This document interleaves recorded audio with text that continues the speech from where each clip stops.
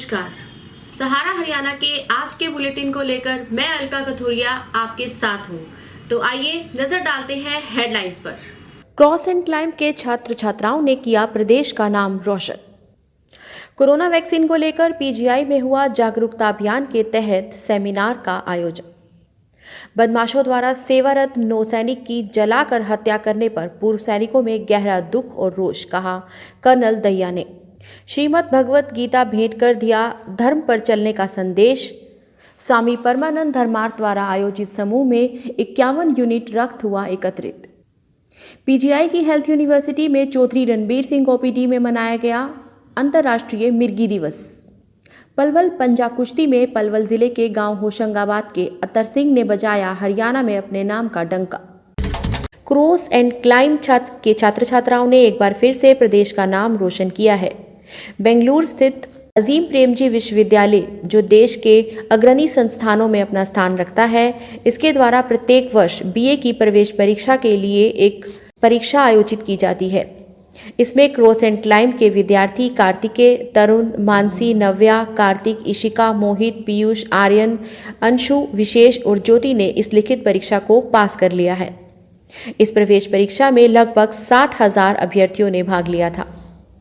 इन अभ्यर्थियों की सफलता के अवसर पर संस्थान में एक सम्मान समारोह का आयोजन किया गया। इस अवसर पर अकेडमी की डायरेक्टर सुनीता कुंडू ने सफल विद्यार्थियों को बधाई दी और उज्जवल भविष्य के लिए इनका मार्गदर्शन भी किया। इसके अतिरिक्त डॉक्टर सतीश कुंडू, गौरव कुमार, विकास त्रिवेदी, रजनी गुप्ता, देवेंद्र जांगड़ा, मीना, प्रीति, मानसी, नीतू, श्रुति और अन्य स्टाफ भी मौजूद रहा। कोरोना से बचाव के लिए वैक्सीन को लेकर पूरे जिले में वैक्सीनेशन का काम जारी है। इसी कड़ी में पीजीआईएमएस में आज सिक्योरिटी गार्ड, सुरक्षा कर्मचारी और सफाई कर्मचारी को जागरूक करने के लिए एक सेमिनार का आयोजन किया गया, जिसमें डॉक्टर वरुण ने वैक्सीन के बारे में इन लोगों को जागरूक किया और उनके मन में जो भी शंकाएं थी उन्हें दूर किया।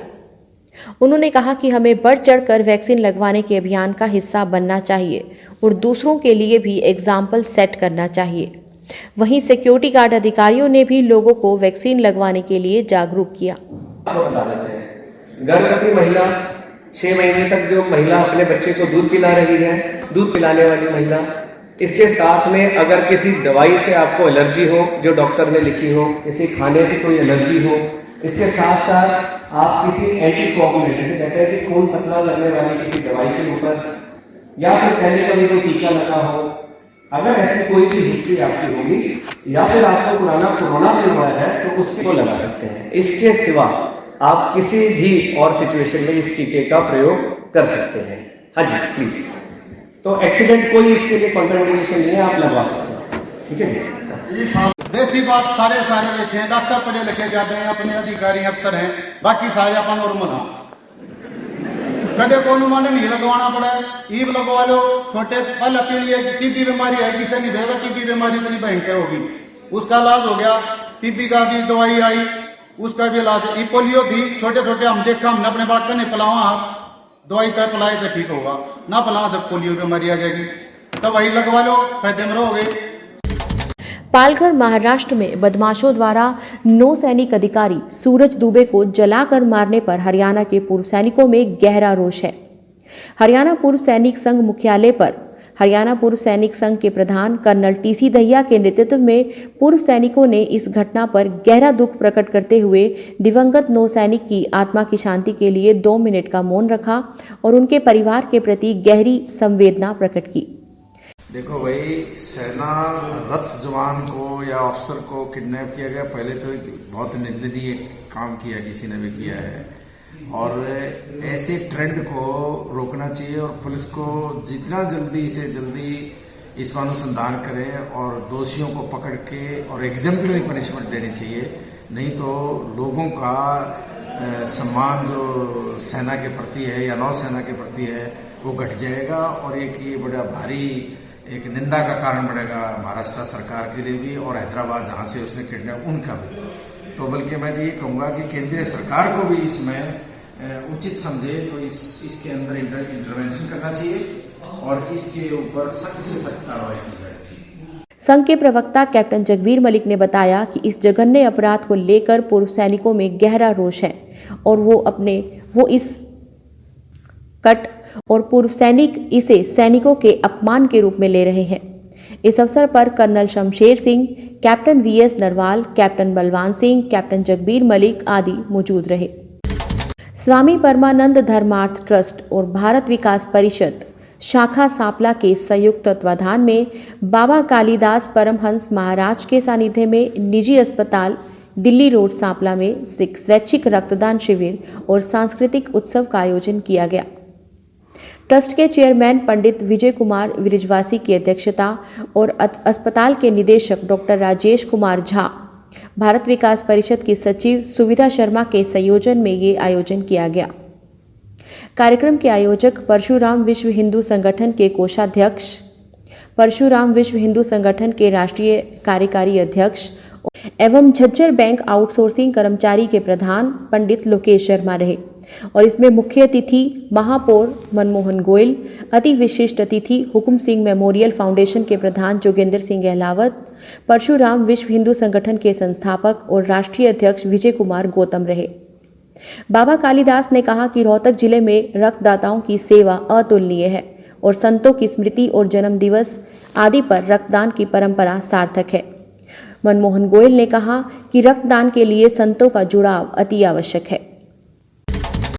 पंडित भगवत दयाल शर्मा स्वास्थ्य विज्ञान विश्वविद्यालय की चौधरी रणबीर सिंह ओपीडी में न्यूरोलॉजी विभाग द्वारा अंतर्राष्ट्रीय मिर्गी दिवस मनाया गया। इस अवसर पर मुख्य अतिथि के रूप में आईएमएच के सीईओ और निदेशक डॉक्टर राजीव गुप्ता उपस्थित हुए। वहीं विशिष्ट अतिथि के तौर पर डॉक्टर एससी नरूला उपस्थित रहे। इस अवसर पर मनोरोग विभाग के सहायक आचार्य डॉक्टर भूपेंद्र के दिशा निर्देशन में वहां के छात्रों ने मिर्गी पर एक नुक्कड़ नाटक करके मिर्गी के दौरों के बारे में विस्तार से आम जनता को समझाया। डॉक्टर राजीव गुप्ता ने मिर्गी के दौरों से होने वाली मानसिक समस्याओं पर विस्तार से जानकारी देते हुए बताया कि हर मिर्गी के दौरे में दवाई देने की जरूरत नहीं पड़ती। कहना चाहूँगा कि कई बारी जो सिम्टम्स होते हैं मिर्गी की तरह के मिमिक करते हैं, जिनको हम स्यूडो सीजर्स कहते हैं, और उनको जो है लोग कई बार जैसे आपने नाटक में देखा कि बाबा जी को बुला के उन्होंने करा और वो इस तरह की भ्रांतियाँ कह लो या इस तरह की ट्रीटमेंट करते हैं। जो स्यूडो सीजर्स होते हैं, जो कि एक वास्तविक सीजर नहीं होता, वो इस तरह के बाबा के और सजेशन से ठीक हो जाते हैं, उनको दवाइयों की ज़रूरत नहीं होती। लेकिन ये डिसाइड करना कि ये जो दौरा है ये मिर्गी का दौरा है और उसका इलाज करना है, ये बहुत इम्पॉर्टेंट है कि एक डॉक्टरी सलाह से उसका जो है वो डायग्नोसिस बनाया जाए पहले, ये बहुत इम्पॉर्टेंट है। और अपने मित्र संबंधियों को भी बता सके, आस पड़ोस में, और किसी को भी अगर मिर्गी का दौरा पड़ता है तो आप उसको बता सकते हैं कि आप सबको ये बात समझ में आ गई कि मिर्गी भी एक बीमारी है और बीमारियों की तरह। कोई ऐसा है जिसको ये लगता है कि ये छुआछूत की बीमारी है या कोई पागलपन है या कोई ऊपरी हवा हो गई, ऐसा है कोई जिसको ऐसा महसूस होता है? आप में से कोई ऐसा है? मैं समझती हूँ नहीं है।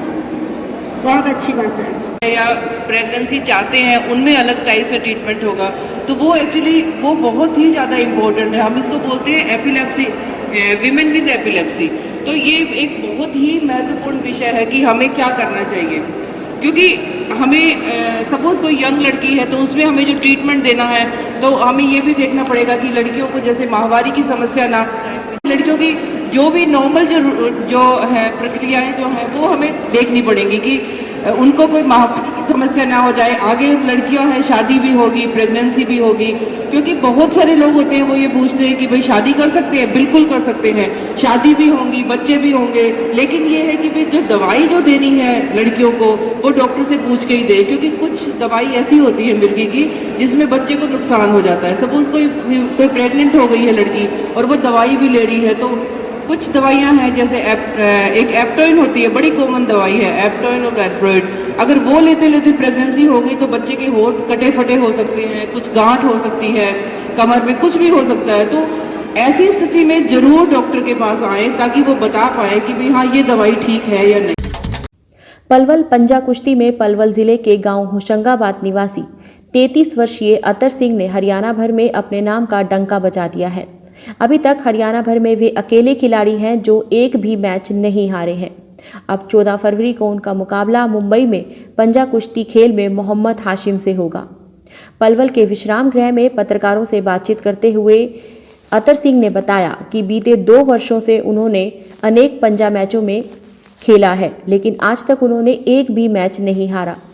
अब वे मुंबई में पलवल और हरियाणा के नाम का डंका बजाएंगे। उन्होंने कहा कि उन्हें स्वयं पर इतना विश्वास है कि उनके सामने 10 सेकंड से ज़्यादा कोई भी खिलाड़ी टिक नहीं सकता। उन्होंने पंजा लड़ाने की कला का भी पत्रकारों के सामने प्रदर्शन किया और ये भी बताया कि ये केवल और केवल ताकत का खेल है। सहारा हरियाणा के लिए पलवल से सुंदर कुंडू की रिपोर्ट। पंजा कुश्ती के नाम से जाना जाता है। ये इंडिया के अंदर 44 सालों से खेला जा रहा है। अच्छा। उत्तर से गाँव मेरा होशंगाबाद है, हरियाणा से, पलवल से संबंध रखता हूँ, किसान फैमिली से हूँ और मेरे को लगभग 2 साल हम रेसलिंग खेलते खेलते हो गए। मैंने काफ़ी सारे कंपटीशन खेले हैं। एक हमारी अभी लीग शुरू हुई है, प्रो पंजा लीग, उसमें मेरा सिलेक्शन 29 फरवरी 2020 में हुई थी। उसमें मैं ऑल इंडिया टॉप 3 आया था। उसके बाद मैंने काफ़ी सारे कंपटीशन खेले। वहाँ पे कंपटीशन खेलने के बाद फिर इन्होंने वो सारे कंपटीशनों को देखते हुए इंडिया के टॉप प्लेयर सेलेक्ट करे। उन टॉप प्लेयरों में मेरा नंबर आया, इंडिया के टॉप 10 प्लेयरों में, और अब मैं बॉम्बे खेलने के लिए जा रहा हूँ। आज के लिए बस इतना ही। देश विदेश की और खबरों के लिए मिलते रहेंगे सहारा हरियाणा के इस न्यूज चैनल पर। तब तक के लिए नमस्कार।